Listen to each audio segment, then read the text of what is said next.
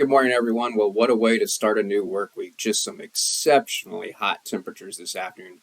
Check out the high temperatures that we're forecasting. 104 in Omaha, 106 in Grand Island, 103 in Lincoln, 108 in North Platte. Finally, when you get up into the far northwestern part of the state, we're talking about highs just in the 90s, but even Scottsbluff, I think, is going to hit 102.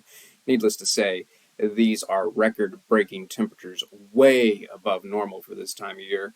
It is going to be windy across the state this afternoon. We're talking about gusts 30, 35 miles per hour, and normally we might say that would help, but when temperatures are this hot, forget about it. So highlighting where the hottest temperatures are going to be, we do have a heat advisory from 1 o'clock this afternoon until 8 o'clock this evening. Notice includes North Platte, Kearney, Grand Island, Columbus, Omaha.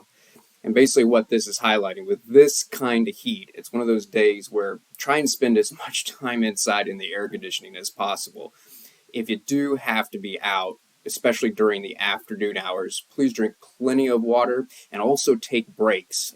Try not to be out for the entire afternoon, at least taking breaks in the shade at a minimum, but ideally taking breaks inside is going to be best because this kind of heat can certainly lead to heat exhaustion.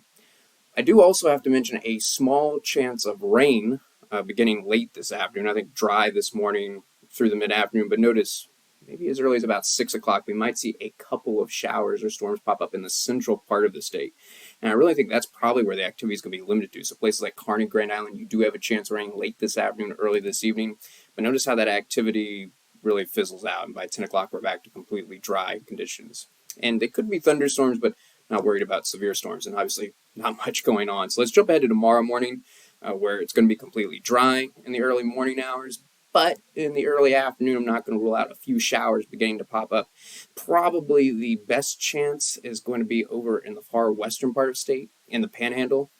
We've also got to talk about high temperatures tomorrow because, boy, is there going to be some variety because a cold front's going to be pushing in. So check out Lincoln and Omaha, mid to upper 90s. Now, yes, that's better than today, but still hot, normal for this time of year. But then check out Grand Island, Kearney, only highs in the 80s. And then over in the Panhandle, look at those highs in the 70s.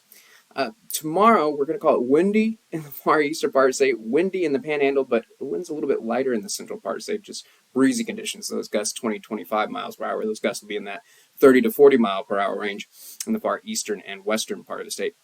Notice at 5 o'clock, a little bit more activity, still mainly in the western part of the state, but we'll also mention the late afternoon, maybe a couple showers starting to pop up in central and eastern Nebraska.